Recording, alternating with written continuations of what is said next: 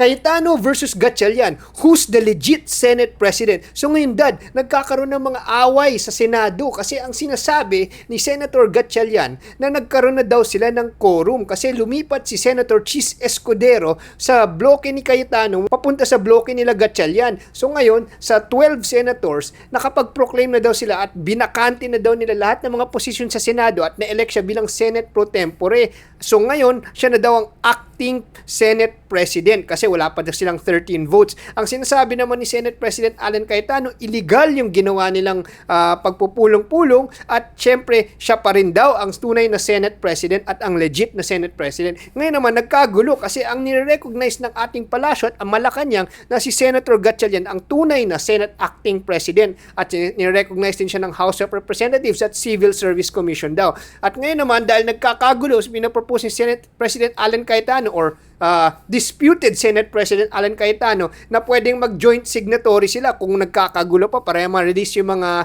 employees payments and vouchers dun sa Senado. Hindi naman pumayag si Senate President Gatchalian o acting Senate President Gatchalian kasi sinasabi niya siya daw ang tunay at nire-recognize ng lahat from the executive to the House of Representatives to the Civil Service. So Dad, ano ba ang nakikita mong direction dito? Well, there are two issues here na major contention kasi dito. No? Yung una yung sinasabi natin, what is a title?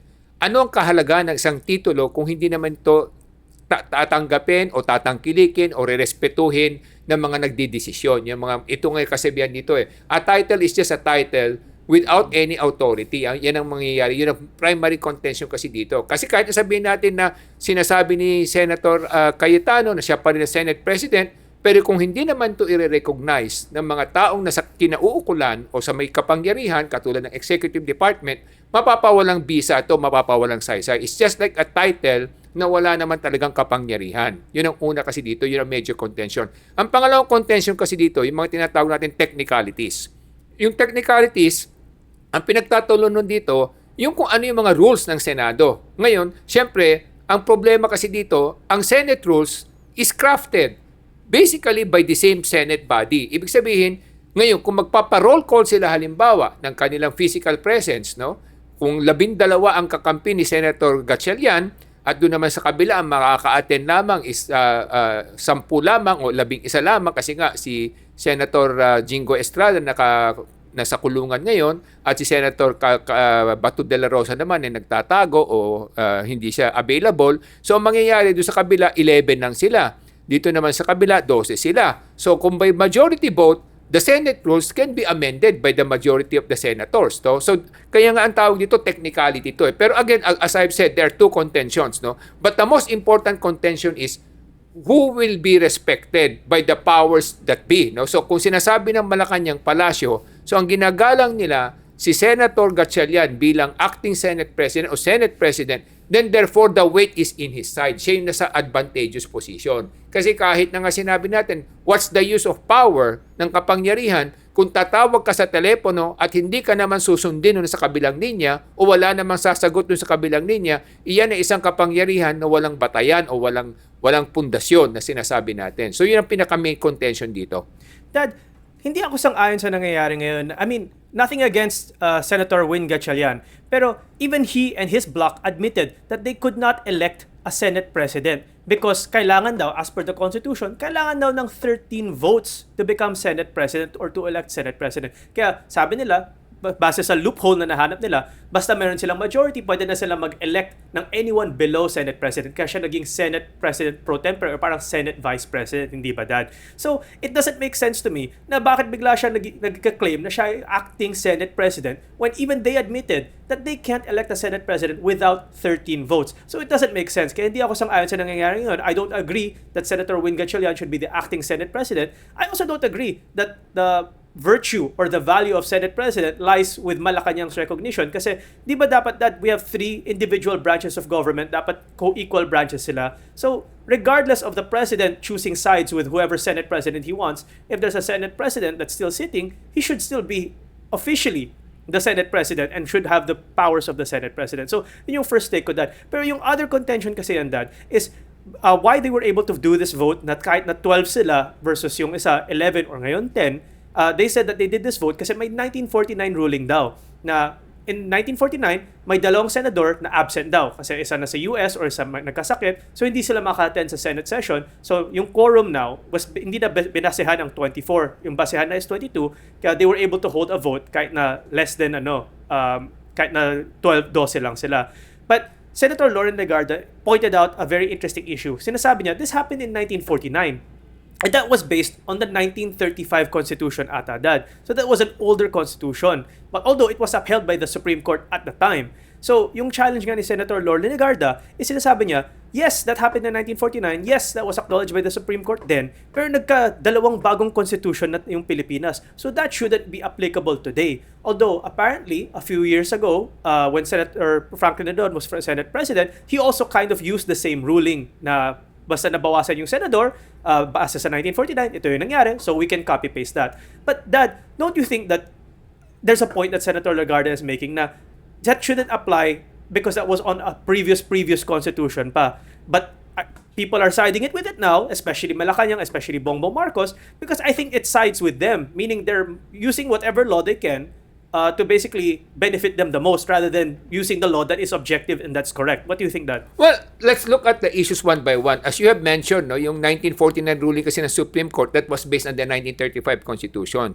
And we had already two constitution after that, the 1973 and then the 1987 Constitution. So that's issue number one. Issue number two kasi katulad sinasabi natin, interpretation kasi ito. No? So when it comes to interpretation, dito ngayon nagtatalo yung mga legal luminaries na sinasabi natin, iba't ibang legal personality, may kanya-kanyang opinion or point of view. Pero ang sinasabi nga natin, all those point of views will have no meaning if that will not be recognized or respected by the people in power. So parang katulad niya, kung sinasabi natin, kunyari ikaw ay general ng isang pulis, pero kahit na general ka, hindi naman makikinig sa yung mga pulis, ang pinapakinggan nila yung colonel, wala rin batayan yung iyong kapangyarihan, walang saysay yung kapangyarihan mo. So yun ang pangalawa. Pangatlo yung sinasabi natin kasi na, katulad sinasabi natin, ano ba yung majority? Kasi sa Constitution, hindi naman sinasabing 13. Ang sinasabi majority. So majority can now be interpreted depending on the number of senators na nandun sa session. Kasi nga, dahil sila may 12, yung kabila hindi makabuo ng numero na more than 12, then therefore majority yung nandun. So yun ang pinaka-contention dito. So the Senate rules kasi, normally that's crafted by the senators themselves. So therefore yung majority will prevail. So in this particular case,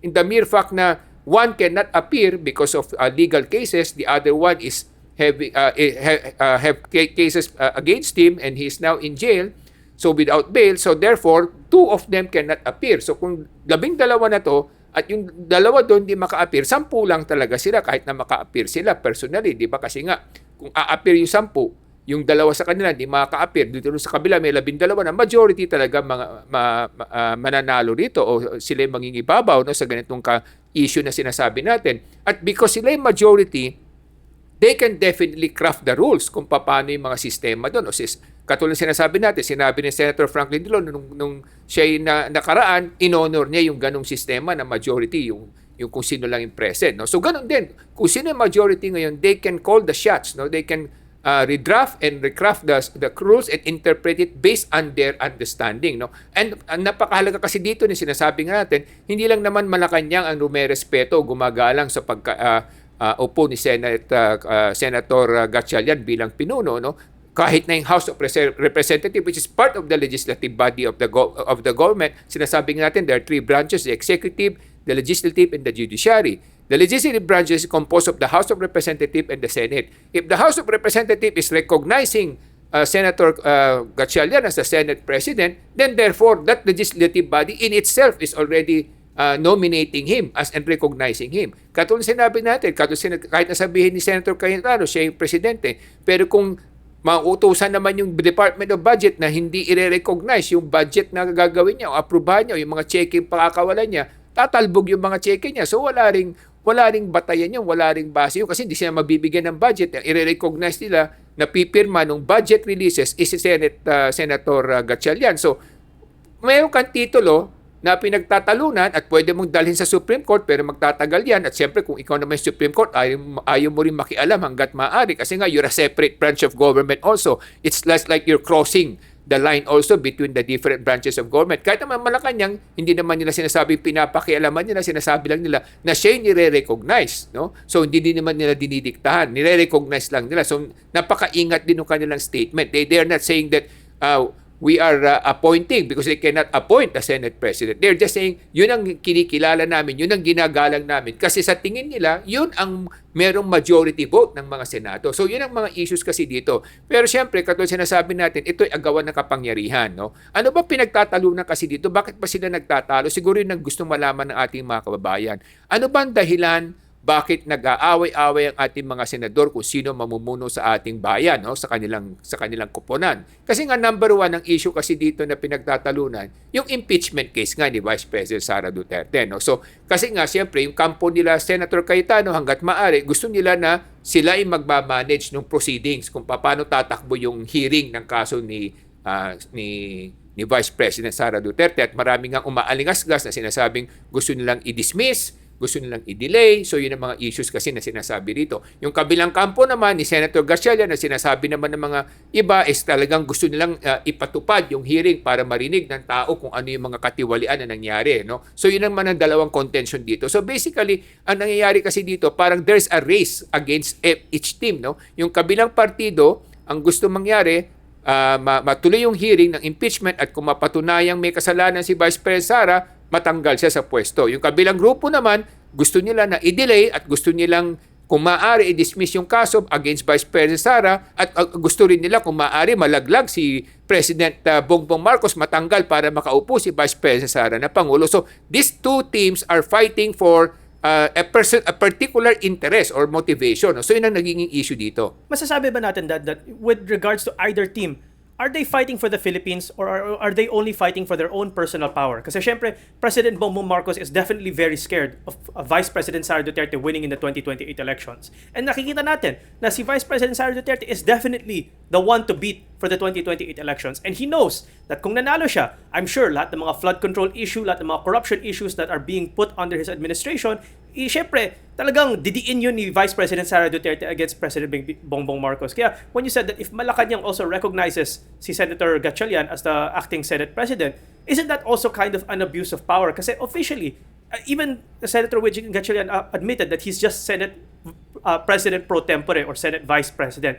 Meaning that if he admits that he's only Senate Vice President and he's only acting Senate President, if Malacanang starts telling the other departments not to recognize si Senator Cayetano, doesn't that mean that they're abusing their power to put favor on their own side? Well, we will tackle the issue one by one. No? Kasi issue number one, ang sinasabi natin, are they doing this for the good of the country or are they doing this for their personal interest? So sa akin, there are two ways of looking at it. No? First, sabihin na natin na they're doing it for their personal interest because the other side, the other camp, let's say sabihin natin, kampo ni Pangulong Bongbong Marcos, ang kanilang pangamba, siyempre, yung pagganti o paghiganti ng grupo ni Vice President Sara Duterte, yun ang kanilang pangamba. No? So pangalawa naman, kung sasabihin mo naman sa grupo naman ni Vice President Sara Duterte, siyempre ang gusto nila mapanatili siya sa kapangyarihan at eventually siya maging Pangulo para sa ganun mabiyayaan naman niya itong mga sumusuporta sa kanya. So ganun yung mga interest na nakikita natin dito. But let's set that aside. No? For the sake of argument, itabi natin yun. Pag-usapan natin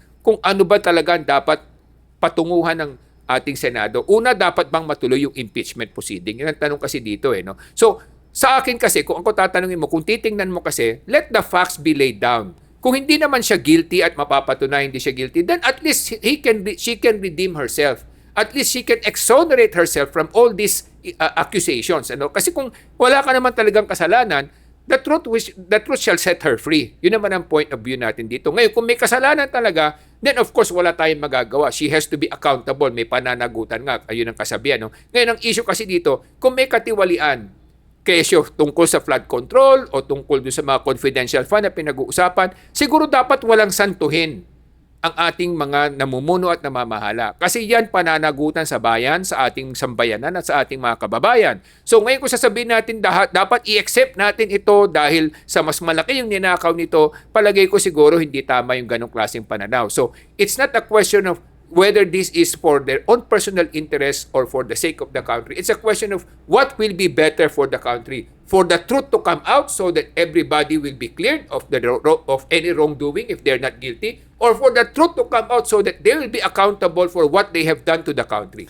So ngayon naman, Dad, nung lumipat si Senator Chis Escudero dito sa Gatchalian Block, ang sinasabi ng isang news reporter na sa kanyang sariling tanong pumasok sa isip niya, tinanong niya yung mga senador ng Gatchalian Block, ibig bang sabihin nito, gagawan nyo ng paraan para makalusot na si Senator Chis Escudero sa mga flood control linkages niya? Kasi siya yung Senate President dati, so na-link din siya sa mga alleged flood control scams, no? Ngayon naman, may sinasabi pa yung Gatchalian Block na may isa pa daw posibleng lumipat sa kanila para maging 13 na daw sila or 13. Ang sinasabi naman ng mga ibang reporter at mga netizens natin, ba't ganun? So ibig sabihin ba, in-offeran sila na makaka-absuelto sila sa flood control, mga alleged flood control cases nila, kapalit kakampi siya sa majority at ang main objective is impeach the Vice President, in exchange lusot sa mga corruption to mga to. Yun yung mga tinatanong. Ngayon naman, kung yun talaga yung nangyari, hindi ba risky din ito para sa ating administrasyon kung yun yung move nila na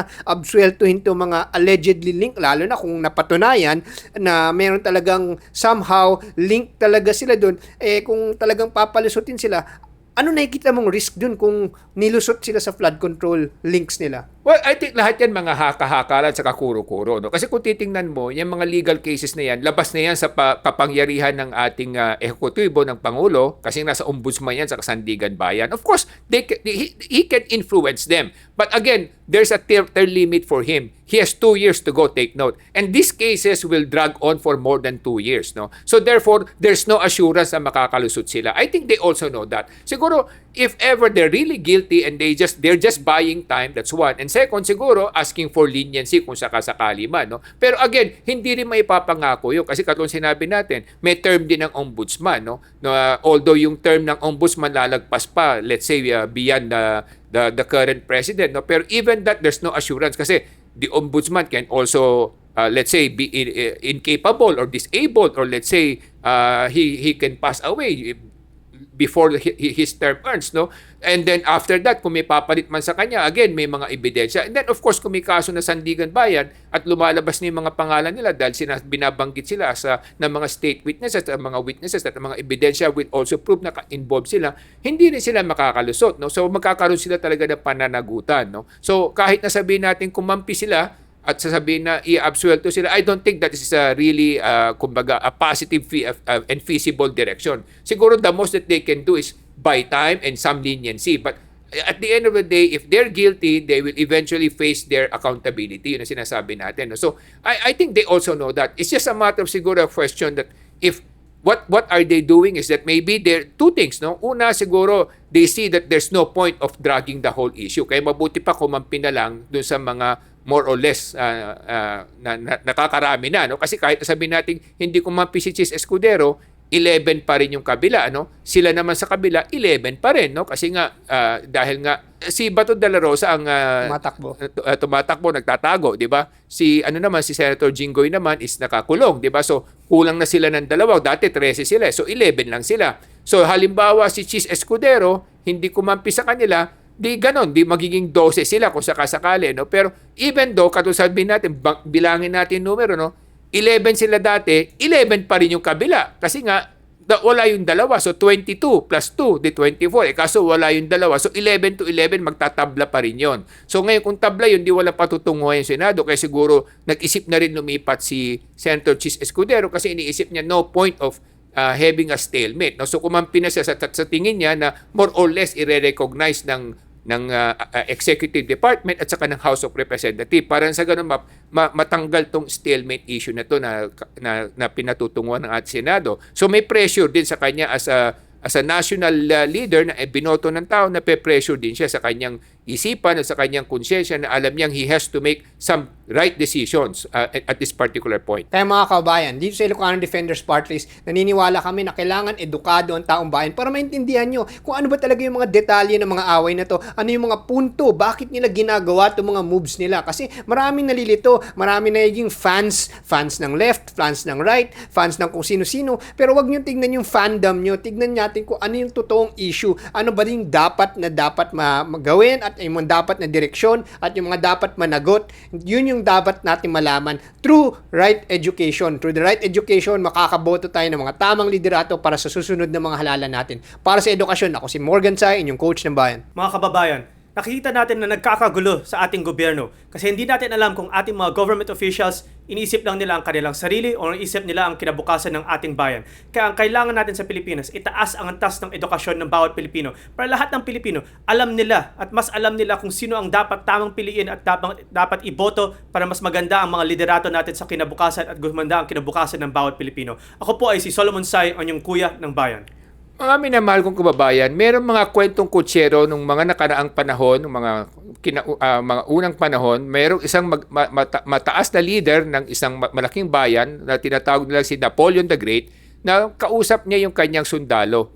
Ang sabi niya sa sundalo niya, bakit iisa na lamang yung kamay mo? Kasi sabi nung sundalo, kasi po lumaban po ako sa digmaan at ako'y nabigyan ng medalya. Siya, tinanong siya ni Napoleon the Great, yung kanilang pangulo, pinuno, at tinanong siya, ibibigay mo ba yung pangalawang kamay mo kung sakasakaling bibigyan kita ng another medal para sa gano'n na ipakita mo pagmamahal mo sa bayan mo? Ang ginawa ng sundalo, kinuha niya yung kanyang itak at pinutol niya yung kamay niya. Yun ang laging kinekwento ni Napoleon the Great sa mga sundalo para sa gano'n hikayatin sila na maging dedicated, na maging sundalo sa kanilang bayan. Pero ang mga tanong kababayan ito, una, paano niya pinutol yung kamay niya kung isa lang yung kamay niya na hawak niya yung itak? So yung mga ganitong katanungan dapat itanong ninyo para malaman ninyo kung ano talaga mga motibo ng ating mga namumuno at namamahala, kung ano talaga yung pagmamahal nila at pagmamalasakit sa bayan. Kaya po kami naririto para kami magsilbing ilaw at gabay ng ating mga kababayan nang sa ganon magkaroon tayo ng mas maayon sa sambayanan. Ako po si Michael Tsai, yung dad ng bayan.